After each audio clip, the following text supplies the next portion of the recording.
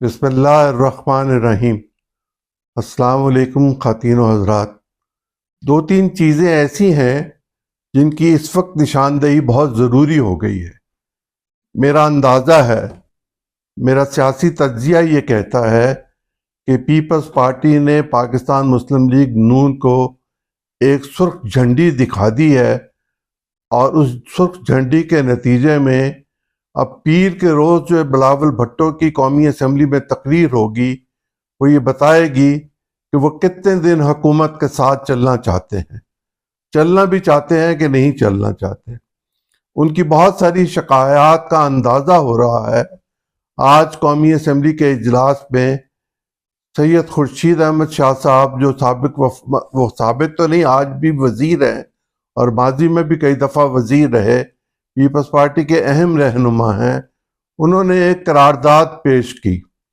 اس قرارداد کا مقصد یہ تھا کہ 30 جون کو مالی سال ختم ہونے پر جو اسکیم شروع ہوئی ہوتی ہیں یا شروع نہیں ہوتی اور ان کے لیے فنڈ ایلوکیشن کی گئی ہوتی ہے، وہ ختم نہیں ہوگا فنڈ، اور وہ فنڈ اگلے سال منتقل کر دیا جائے گا، جس سے پروگرام بھی پورا ہوگا اور منصوبہ بھی پورا ہوگا۔ یہ ایک حصہ ہے اس بات کا جو میں آپ سے کر رہا ہوں۔ دوسرا حصہ اس کا یہ ہے کہ آج مالاکنڈ میں بلاول بھٹو صاحب نے تقریر کرتے ہوئے یہ کہا کہ وزیر اعظم تو بہت اچھے ہیں، انہوں نے تو سندھ کے بہت سارے دورے کیے تھے، انہوں نے سیلاب کے سارے علاقے دیکھے تھے، انہوں نے کمٹمنٹس کی تھیں، انہوں نے پیسے دینے کا وعدہ کیا تھا، لیکن بجٹ میں وہ پیسے نظر نہیں آ رہے، اور اگر وہ پیسے نظر نہ آئے اور وہ پیسے ہمیں نہ ملے تو پھر ہم اس بات پر غور کریں گے کہ ہم بجٹ کے لیے ووٹ دیں گے یا نہیں دیں گے۔ اگر پیپلز پارٹی بجٹ کے لیے ووٹ نہیں دیتی تو جس دن بجٹ پر ووٹنگ ہوگی اور حکومت کے پاس 172 ووٹ نہ ہوئے، اس دن یہ حکومت ختم ہو جائے گی۔ یہ قانونی ہے، یہ روایتی ہے، یہ سب طرح سے ہے۔ اگر وزیر اعظم کے پاس 172 ووٹ نہیں ہوں گے تو فوراً ہی صدر مملکت آئین کی دفعات کے تحت ان سے کہیں گے کہ میرے نزدیک آپ کے پاس اب اکثریت نہیں ہے، آپ اکثریت کا ووٹ لے کر اپنی اکثریت کو ثابت کیجئے، اور اگر پیپلز پارٹی پیچھے ہٹ گئی تو پھر حکومت گر جائے گی، اور حکومت گرنے کے نتیجے میں 90 دن میں انتخابات ہوں گے، اس لیے کہ اسمبلی اپنی مدت پوری نہیں کر سکے گی۔ یا تو اب وہاں دوبارہ قومی اسمبلی کے اندر وزیر اعظم کا انتخاب ہوگا، وہ انتخاب کی گنجائش آئین میں موجود ہے، بصورت دیگر اسمبلی توڑ کر جانا پڑے گا انتخابات کی طرف۔ اب یہ حکومت اور پیپلز پارٹی، وہ بھی ایک حکومت ہے، اس کا حصہ ہے، اور سندھ میں ان کی اپنی حکومت ہے، ان کو یہ طے کرنا ہے کہ بجٹ کے معاملات پر کس طرح آگے بڑھنا ہے۔ صرف یہی نہیں ہے، پنجاب میں جب بلاول بھٹو موجود تھے ایک دو دن پہلے، تو وہاں ان کی پارٹی کی لیڈرشپ نے، مقامی لیڈرشپ نے اور صوبائی لیڈرشپ نے ان پر یہ واضح کیا کہ یہاں حکومت ہماری بات نہیں سنتی، اور ایسا محسوس ہوتا ہے کہ صرف مسلم لیگ نون کی بات سنی جاتی ہے اور انہی کے کام ہوتے ہیں، اور اگر نگران حکومت نے یہی رویہ اختیار کیے رکھنا ہے تو پھر ہمیں اپنا راستہ بدل لینا چاہیے۔ کیا وہ راستہ بدلنے کے لیے تیار ہیں؟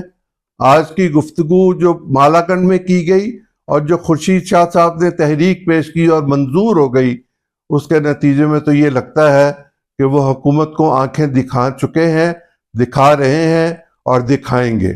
جیسے میں نے آپ سے گزارش کی کہ یہ فیصلہ منڈے کو ہونے والی تقریر میں ہو جائے گا کہ پیپلز پارٹی کتنے دن اس حکومت کے ساتھ چلے گی، اور اس حکومت کا انجام کیا ہوگا۔ کیا یہ بخیر و خوبی اپنے انجام کی طرف جائیں گے، یا ابھی سے صف بندی ہو جائے گی اور ایک دوسرے کے خلاف گفتگو شروع کر دی جائے گی۔ اس بات کا امکان موجود ہوگا اگر بجٹ میں گنجائش پیدا نہ کی گئی، اور جس طرح لوگوں کو ترقیاتی فنڈز دیے جانے کا سن رہے ہیں اور وہ لگتا یہ ہے کہ وہ کسی کو پورے ملیں گے نہیں، اس کے نتیجے میں بھی ارکان میں ایک بد نظمی اور بد گمانی اور بے اطمینانی پیدا ہوگی، جس کے نتیجے میں اور زیادہ بدمزگی بڑھ سکتی ہے۔ معاملات تو سارے کے سارے اکنامکس اور فائنانس کی طرف چلے جا رہے ہیں. سیاسی معاملات بھی وہاں جا رہے ہیں, اکنامک کے معاملات بھی وہاں جا رہے ہیں, اور پاکستان کی جو فائنینشیل پوزیشنز ہیں وہ تو بہت ہی زیادہ خراب ہوئی ہیں. ہم قرض دے کر پھر اسی کو قرض واپس لے رہے ہیں, اور یوں ہم اپنا ڈنگ ٹپاؤ کام کر رہے ہیں. ڈنگ ٹپاؤ کام حکومتیں نہیں کیا کرتی, لوگ کرتے ہیں. ریاست کا یہ طریقہ کار نہیں ہوتا. ریاست ایک لمبے عرصے کے لیے پلاننگ کرتی ہے, اور اگر پلاننگ کرنے والے کے بارے میں پاکستان کا وزیر اعظم یہ کھڑا ہو کر کہے کہ اس کے خلاف جو بات کرے اس کا پارٹی میں رہنے کا کوئی حق نہیں ہے, تو بات سمجھ آ جاتی ہے کہ کہاں غلطی ہے, کہاں خرابی ہے, کہاں کمزوری ہے, اور کہاں نااہلی ہے. نااہلی تو پوری کی پوری حکومت کی گنی جائے گی, اس لیے کہ کابینہ خود ذمہ دار ہوتی ہے ان تمام فیصلوں کا اور اس کے نتائج کا جو وہ کرتی ہے.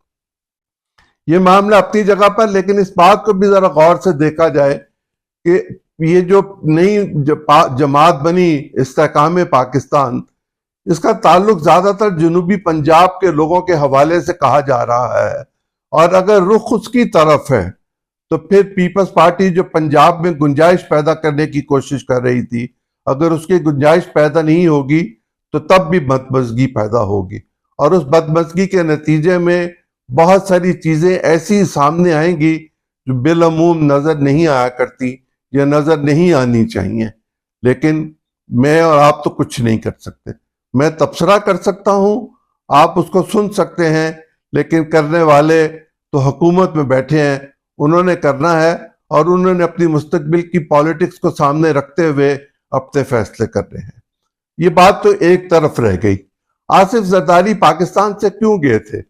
بظاہر تو وہ اپنی آنکھوں کا آپریشن کروانے گئے تھے. ایک آنکھ کا ہو چکا ہے اور دوسری کا 15 دن میں ہو جائے گا, لیکن 21 جون کو لاہور میں پیپلز پارٹی لبرٹی مارکیٹ میں جلسہ کرنا چاہتی ہے.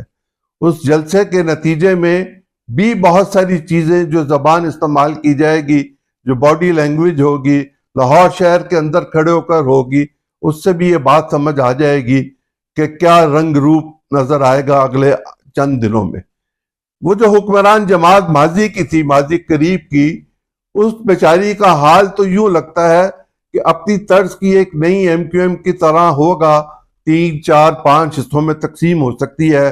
2-3 تو نظر آ رہے ہیں, اور 2-3 اور نظر آتے ہیں کہ وہ بھی نظر آ جائیں گے. کیا کریں گے شاہ محمود قریشی صاحب؟ کیا وہ کسی جماعت کے ساتھ ملیں گے, یا اپنی جماعت کے لوگوں کو لے کر محترم اپنے موجودہ چیئرمین کی جگہ پر خود چیئرمین بنیں گے, نیا انتخاب کیا جائے گا, اور کیا لوگ اس بات کو تسلیم کریں گے یا نہیں کریں گے, یہ بھی ہم آئندہ چند دنوں میں دیکھ لیں گے. دوسرا معاملہ جس پر میں آپ سے گزارش کرنا چاہتا ہوں وہ یہ کہ میری اطلاع کے مطابق حکومت آئندہ 2-4 روز میں سرکاری طور پر مردم شماری کے نتائج کا اعلان کرنے والی ہے. یہ نتائج کا اعلان کرنے سے پہلے کونسل آف کامن انٹرسٹ کی میٹنگ ہوگی, اور کونسل آف کامن انٹرسٹ کی میٹنگ میں اگر اتفاق رائے قائم نہ ہو سکا تو پھر صورتحال 2017 جیسی پیدا ہو جائے گی. 2017 میں تو آئینی ترمیم کر کے ایک گنجائش نکال لی گئی تھی, اس وقت وہ نہیں نکل سکتی.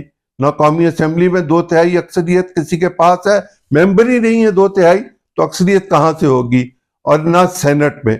ایسے حالات میں اگر اتفاق رائے قائم نہ ہو سکا تو بھی بات ساری کی ساری بہت مشکل نظر آتی ہے, اور اس نتائج کے نتیجے میں جو بھی وہاں طے پائیں گے, پاکستان کے صوبوں کی سیٹوں کی ری ایڈجسٹمنٹ ہوگی. میں پہلے بھی اس بارے میں آپ سے گزارش کر چکا ہوں کہ یہ کانسٹیٹیوشنل تقاضا ہے, آئین کی دفعہ 51 کے تحت یہ کرنا ہی ہے, اور اس کے کرنے میں کم و بیش 2 سے 3 مہینے لگ جایا کرتے ہیں. اور کانسٹیٹیوشنل امینڈمنٹ تو نہیں کرنی پڑے گی, وہ اس میں تو گنجائش پیدا کر دی گئی ہوئی ہے کہ سیٹیں حتمی نتائج کی روشنی میں طے ہوں گی. یوں محسوس ہوتا ہے کہ 4-5 سیٹیں بلوچستان میں بڑھیں گی, شاید 1 سیٹ اسلام آباد کی بڑھے, لیکن یہ سیٹیں پنجاب سے کم ہوتی دکھائی دے رہی ہیں. ایسے حالات میں پاکستان کی پالیٹکس پر اثرات اور زیادہ گہرے مرتب ہوں گے بلوچستان کے حوالے سے۔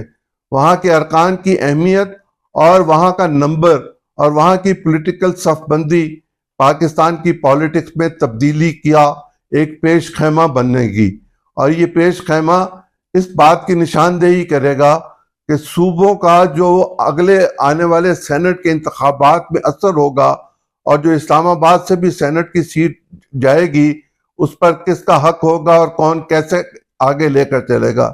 لیکن یہ بات تو بہت واضح ہے کہ اگر استحکام پارٹی اور پیپلز پارٹی کے درمیان جنوبی پنجاب میں مقابلہ ہوگا تو وسطی پنجاب میں پاکستان تحریک انصاف اور پاکستان مسلم لیگ نون کے درمیان مقابلہ ہوگا۔ کیا کے پی کے اکیلی جے یو آئی لے جائے گی یا پیپلز پارٹی کے ساتھ مل کے لے گی؟ ان کے درمیان پہلے بھی اتفاق رائے رہا ہے، وہ اکٹھے حکومتوں میں بھی رہے ہیں، ایک دوسرے کی مخالفت بھی کی ہے، لیکن اس وقت ان میں ایک ہم آہنگی موجود ہے، اختلاف کے باوجود موجود ہے، اور باقی رہ جائیں گے وہاں پر دیگر پولیٹیکل پارٹیز۔ کیا جماعت اسلامی وہاں کچھ کر سکے گی؟ کیا پیپلز پارٹی کچھ کر سکے گی؟ کیا شیرپاؤ صاحب کو بھی کچھ حصہ ملے گا؟ اور کیا پی ٹی آئی جس نے 10 سال وہاں حکومت کی، تقریباً 8.25 سال حکومت کی، 10 سال تو نہیں، 8.25 سال حکومت کی، اس کا کیا بنے گا؟